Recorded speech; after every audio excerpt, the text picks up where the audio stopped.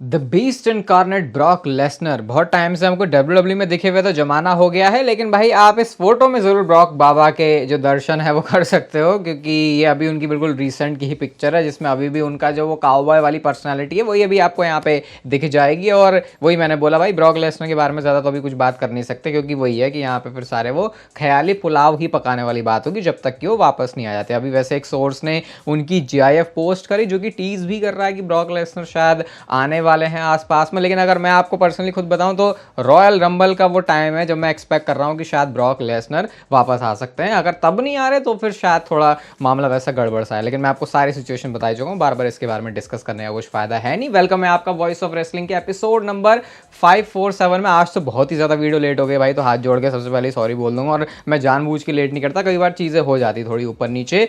सबसे पहले हमारे ऑनररी ऊस और सैमी ऊसो जो भी है उनका रिएक्शन आपको दिखाता हूँ। ये इंस्टाग्राम पे उन्होंने फोटो पोस्ट की ब्लड लाइन वाली, और साथ में ब्लड वाली इमोजी को ही उन्होंने यूज़ किया है। एक मैंने वैसे नाम निकनेम दिया था ट्विटर पे कि ऑनररी ऊस था पहले, अब अगर इसको मर्चेंडाइज और अच्छी बनाना चाहे तो ब्लड बाउंड ऊस करके बना सकते हैं, क्योंकि भले उन्होंने बोला था भले ये ब्लड नहीं है लेकिन फैमिली है, तो शायद इस पर डब्ल्यूडब्ल्यू कैपिटलाइज कर सकती है। नेक्स्ट एक ऐसी पिक्चर मैं आपको दिखाऊंगा, आप हिल जाओगे भाई।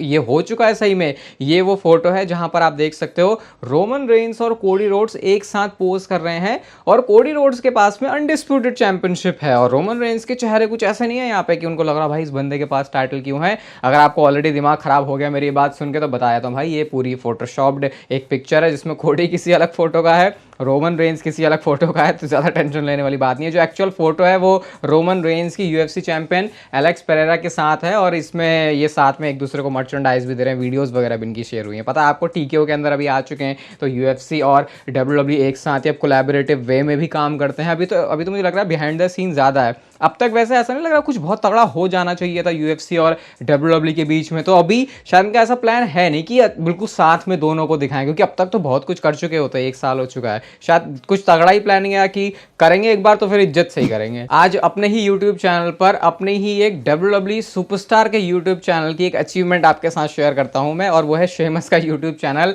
Caltech warrior workouts. यार इसको मैं बहुत टाइम से देखता हूँ, और मैं इसकी ओल्डेस्ट वीडियो देखूँ तो ये 7 साल पहले की है। आई थिंक मैं तब से ही इस चैनल को देखा, तब से ही वैसे मेरा चैनल भी है वही। शेमस से ज़्यादा ग्रोथ हो रही है मेरी मतलब 1 मिलियन आज उनके जो सब्सक्राइबर कंप्लीट हो चुके हैं, बट वीडियो उनके सिर्फ 500 ही है। और इनके ऊपर ना एक टाइम पर रेस्ट्रिक्शन भी लग गया था डब्ल्यूडब्ल्यू की तरफ से कि भाई तुम वीडियोस भी नहीं पोस्ट कर सकते। सोच रहे हो विंस के टाइम में कैसा दिमाग खराब हो चुका होगा सुपरस्टार्स का, ना उनको उनकी जैसा वो चाहते हैं उस तरीके से स्क्रिप्ट मिल रही है, ना वो शोज पे उस तरीके से दिख रहे हैं जैसा वो दिखना चाहते हैं, ना वो डब्ल्यूडब्ल्यू से बाहर किसी थर्ड पार्टी और ऐप में काम कर सकते हैं। तो बहुत कुछ प्रॉब्लम थी, अब सबका सीन सेट है, और 1 मिलियन की हमारी तरफ से रेसल चैटर परिवार की तरफ से शेमस को बहुत सारी बधाइयाँ। चलो ब्रॉन स्ट्रोमैन के बारे में फाइनली मैं आपको कुछ बता सकता हूँ, कुछ अच्छा बता सकता हूँ। तो रिपोर्ट उनके बारे में ये आई है कि ब्रॉन स्ट्रोमैन हो चुके हैं 100% fit and healthy. Performance centre में बहुत टाइम से वो जो अपनी रिकवरी है वो कर भी रहे थे, और उनका ये जो ब्रेक है वो 6 हफ्तों के आसपास का हो चुका है अब तक। तो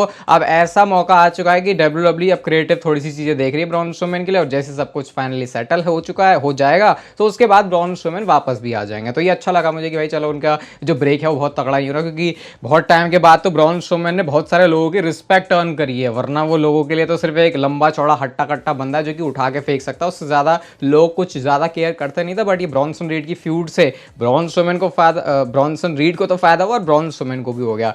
अब भाई ट्रिपल एच ये मत कर देना कि आके 2 हफ्ते उनको लुल बना दिया, क्योंकि वो फिर सारा मोमेंटम गया फिर तुम्हारा पानी में। चलो इससे पहले वाली बात तो हमारे प्रॉब्लम की है नहीं, ये प्रॉब्लम की बात शायद है, और मैं अब डेफिनेटली चाहता हूँ भाई कमेंट करके मुझे जरूर से जरूरी बता देना इस बार, ऐसा नहीं चलेगा नहीं कमेंट किया वीडियो देख रहे हो तो यहाँ पे ये काफी ज्यादा लोगों का ओपिनियन फॉर्म हो रहा है कि जो ब्लड लाइन की स्टोरी है वो ऐसा नहीं लग रहा है कि इसको बहुत ज्यादा रश कर दिया, क्योंकि ब्लड लाइन की स्टोरी पहले तो बहुत धीरे धीरे चल रही थी। अचानक से अगर आप पिछले 1 महीनों में देखोगे तो आप ये याद करो कि जिमी और रोमन भी सही से एक साथ नहीं थे, मतलब वो भी अभी 1 महीने के आसपास की उसकी बात हो रही है, और 1 महीने में देखो जे भी आ गया, सैमी भी आ गया, इनका रियूनियन भी हो गया, और फिर लोग कह रहे हैं यार ये जितना आराम से डब्ल्यूडब्ल्यू टाइम लेके करती थी ब्लड लाइन की स्टोरी को, वैसा यहाँ पे काम हुआ नहीं, सब कुछ रश्ड लगा। और सही में देखो तो ये बात सच भी है। अब मुझे शायद इसके पीछे रीजन लग रहा है कि भाई क्राउन जूल के अंदर इनको वो 6 मैन टैग टीम मैच करना था ब्लड लाइन का, तो फिर उसकी वजह से उन्होंने जल्दी जल्दी में सब कुछ कर दिया। ऊपर से एक दो जो शो है वो टेप भी हो गए थे, फिर बहुत सारे लोग वहां से ही पता चल गया था।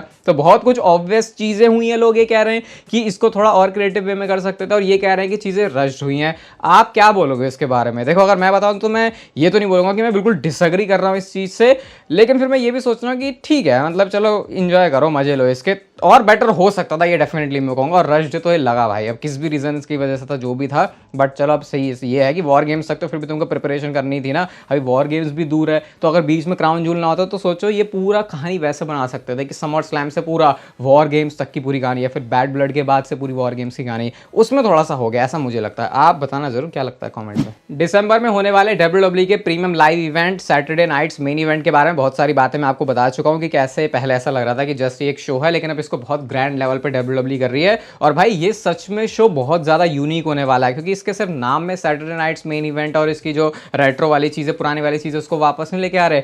इसकी जो विजुअली भी आपको चीजें दिखेंगी वो बिल्कुल पुराने टाइम की होंगी। जैसे WWE 2 के गेम आपने खेला होगा, तो अगर आप पुराने रिंग सेलेक्ट कर लेते हो तो लगता नहीं कि अभी के सुपरस्टार पुराने जमाने में चले गए। तो कुछ उसी टाइप की फीलिंग ये आपको देने वाला है कि सब कुछ आपको रेट्रो ओल्ड WWE का जो पुराना स्टाइल है उस तरीके से दिखेगा। और मैं तो ये भी कह रहा हूँ कि अगर ये पुराने वाले कैमरास भी अगर यूज करें या पुराने वाले कैमरा के इफेक्ट्स यूज करें तो पूरा उस तरीके से भी इसको दिखा सकता है। तो यूनिक चीजें तो दिखेंगी यहाँ पे, क्योंकि वो हमेशा ही बड़ा कूल सा लगता है कि पुरानी यादों में जाना। तो अभी के सुपरस्टार पुराने थोड़े से सेटअप या फिर उस वे में आपको दिखेंगे। बाकी बड़े बड़े WWE के मेन इवेंट के प्लान्स तो हैं, मैंने आपको बताया है, तो लग रहा है कुछ यूनिक है। और एनुअली अगर WWE इसको कर रही है साल में एक बार, तो अच्छा भी लगेगा वो। अच्छा, ये बड़ी इंटरेस्टिंग बात पता चली मुझे WWE ID से रिलेटेड, जो मैंने आपको बताया है। WWE अलग अलग रेसलिंग स्कूल्स एंड अकेडमीज के बच्चों के पास जाएगी और उनको वो साइन करेगी टैलेंट्स को। अब उसमें एक ये भी अपडेट पता चली है कि अगर कोई बंदा WWE ID में साइन हो चुका है तो इसका मतलब ये नहीं कि वो बाकी और जगह काम नहीं कर सकता, वो बाकी बुकिंग भी ले सकता है। और WWE की आईडी से साइन होने के बावजूद भी ऐसा भी हो सकता है कि वो बंदा ऑल एलीट रेसलिंग कंपनी में काम करे। ये बड़ा इंटरेस्टिंग है, क्योंकि जब से AEW कंपनी आई है, ये WWE और AEW के बीच में रिलेशन सही से रहे नहीं है, और कुछ चीज़ें टोनी खान ने बहुत ज़्यादा चुल करी हैं, क्योंकि फिर उनका बहुत ज़्यादा अनप्रोफेशनल मामला रह जाता है। तो उसकी वजह से ऐसा बहुत मुश्किल होता है कि लोग WWE का कोई सपोर्टर है तो फिर वो AEW को सपोर्ट करे, कोई AEW का हार्डकोर है तो फिर वो WWE की तरफ अपना वैसे ही बहुत ज़्यादा बायस बना लेता है, जो कि मुझे लगता है होना नहीं चाहिए। तो यहाँ पे फिर अब ये है कि WWE आईडी में होने के बाद भी वो बंदा AEW में भी काम कर सकता है। ऐसा होगा पहली बार, तो उसको देखने में तो इंटरेस्ट आएगा। और वैसे मैंने तो आपको सिर्फ 3 ही बंदे बताए थे जो साइन हुए, बहुत सारे अभी WWE लगातार करती जा रही है। ऐसा लग रहा है पूरा ये अपना कुछ तो एक पूरा एक बैच सा बना रहे हैं और फिर उससे ये नए टैलेंट्स को प्रिपेयर कर रहे हैं। दिल डेफिनेटली थोड़ा थोड़ा तो गार्डन गार्डन हो जाएगा आपका रॉक की ये बात सुन के। देखो भाई, रॉक है एक बहुत बड़ा वाला बिजनेसमैन, सही बता रहा हूँ। अगर बिजनेस की नॉलेज लेनी हो ना, सिर्फ इंस्टाग्राम की प्रोफाइल अगर आप फॉलो करोगे रॉक की, तो आपको बहुत सारी चीजें पता चलेंगी जो डायरेक्टली तो नहीं बताएंगे, लेकिन क्या वो पोस्ट कहना चाह रही है, क्या रॉक कहना चाह रहे हैं, वो थोड़ा सा आपको घुस के समझना पड़ेगा। तो रॉक ये कहते हैं कि भाई अब तो देखो मैं WWE का पार्ट बन चुका हूँ, वो बोर्ड ऑफ डायरेक्टर के जो मेंबर हैं उसका पार्ट बन चुके हैं। तो वो ये कहते हैं कि कोई भी अपॉर्चुनिटी आएगी मेरे पास, और ये मैं सिर्फ बात नहीं कर रहा कि कोई अपीयरेंस करने की, किसी भी तरीके से मैं WWE को बड़ा कर सकूं, मैं उसमें पीछे नहीं हटने वाला। इसका सबसे बड़ा एग्जांपल आप इसी चीज से देख सकते हो भाई।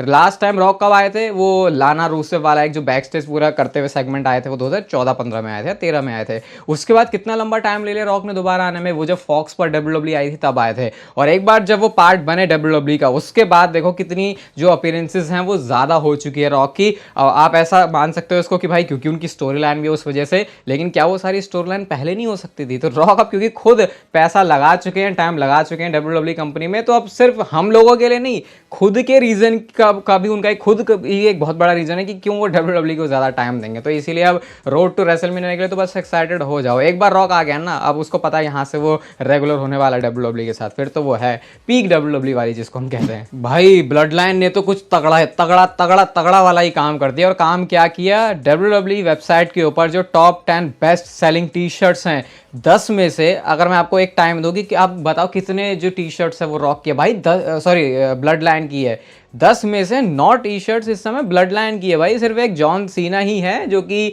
अपनी फेयरवेल टूर वाली टी शर्ट के साथ नंबर 6 पर है। बाकी सारी की सारी जो टी शर्ट्स हैं वो इस समय ब्लड लाइन की हैं। और अभी इसमें ओजी ब्लड लाइन वाले तो मुझे कहीं दिखी नहीं है। इसमें जे की खुद से अलग, जिमी वाले की अलग, रोमन की ओटीसी वाले टी शर्ट और हुडी। भाई आप खुद बताओ जो डब्ल्यूडब्ल्यू है वो क्यों ना फोकस करे ब्लड लाइन के ऊपर ज़्यादा। भाई अगर अगर कोई इस समय कहता ना कि ब्लड लाइन के ऊपर ही ज़्यादा फोकस हो रहा है, क्यों बाकी और स्टोर लाइन के बारे में बात नहीं कर रहे। भाई एक तो बाकी स्टोर लाइन इतनी ज़्यादा बढ़िया तो है नहीं, ऊपर से भाई डब्ल्यूडब्ल्यू में जो बिकता है वो दिखता है, जो दिखता है वो बिकता है। तो उस हिसाब से ब्लड लाइन में भी सारे लोग इंटरेस्टेड है। और अभी तो वॉर गेम्स भी है, उसके बाद आगे भी पता नहीं क्या क्या होगा। तो रेसलमेनिया तक जाते जाते पता नहीं क्या होगा इस स्टोरी में। जैसे कल रात वाली वीडियो में डिस्कस किया था मैंने कि जो 5 वर्सेस 5 वाला वॉर गेम्स वाला मैच है, आप उसके बनने के चांसेस ज्यादा लग रहे हैं। उसको जानने के लिए आप कल वाली रात वाली वीडियो जाके देख सकते हो। बट अब सवाल ये है कि वो 5वां मेंबर होने कौन वाला है, रोमन रेंस वाली ब्लड लाइन में भी और सोलो सिकोवा वाली ब्लड लाइन में। तो भाई ऐसा भी हो सकता है कि ये जो दोनों टीम्स में एक एक बंदा जो ऐड होने वाला है वो ब्लड लाइन या फिर समोअन फैमिली से बिलोंग ही ना करे, वो कुछ और बंदा हो सकता है। अगर आप इस तरीके से इसको देखो तो अभी फ्यूड किसकी चल रही है, केविन ओवंस और कोडी रोड्स की। तो ऐसा हो सकता है कि कोडी रोड्स तो रोमन वाली ब्लड लाइन में आ जाए और केविन ओवंस वहां से फिर उस ब्लड लाइन को ज्वाइन कर लें, क्योंकि बोलेंगे भाई मैं तो कोडी जहां होगा उसे मारूंगा। या फिर कोडी रोड्स अगर अलग प्रोग्राम के लिए जा रहे हैं सर्वाइवर सीरीज में, तो रैंडी ओटन लास्ट मौके पर आकर ज्वाइन कर सकते हैं रोमन रेंस वाली ब्लड लाइन को। तो फिर उधर से केविन ओवंस और इधर से रैंडी ओटन। बाकी ऑब्वियसली कुछ यहां पर फिर ऑब्वियस चीजें भी है जो कि डब्ल्यूडब्ल्यू कर सकती है। जैसे उधर वाली ब्लड लाइन के अंदर ये वैसे नहीं है इसके होने के चांसेस, लेकिन जैसे ब्रॉन ब्रेकर का नाम अगर उनकी जे उसो के साथ डब्ल्यूडब्ल्यू पंगे दिखा रही है, या फिर ऑब्वियसली यहाँ पे आप वो नाम जो अभी डब्ल्यूडब्ल्यू ने टल्ला टोंगा को साइन किया उनको मान सकते हो। तो डब्ल्यूडब्ल्यू के पास ऑप्शंस बहुत सारे हैं। लेकिन हाँ अब देख के ऐसा लग रहा है कि शायद रॉक तो नहीं आ रहा है। एक टाइम पे लग रहा था कि रॉक भी हो सकते हैं, वो मतलब साइंस तो पूरा बना रहा है, सोलो को बोले भाई तू क्या है मैं हूँ लीडर, वो आके ज्वाइन करे, लेकिन उसके चांसेस कम है। बट शायद ये कोडी रोड्स के रूमर्स बहुत तगड़े चल रहे थे कि वो ज्वाइन कर सकते हैं। तो अगर कोडी रोड्स इधर रोमन रेंस की ब्लड लाइन को ज्वाइन कर रहे हैं तो फिर इसका मतलब अभी जिला फाटू टल्ला टोंगा ये थोड़े से होल्ड पर जा सकते हैं और फिर केविन ओवंस आपको उस साइड से देख सकते हैं। तो ये है सारी कहानी। बाकी आज की वीडियो आपको अच्छी लगी भाई तो इसे लाइक कर दो, चैनल को सब्सक्राइब कर दो ऐसी और मस्त वीडियोस के लिए। और तब तक लेते रहो जिंदगी के मजे।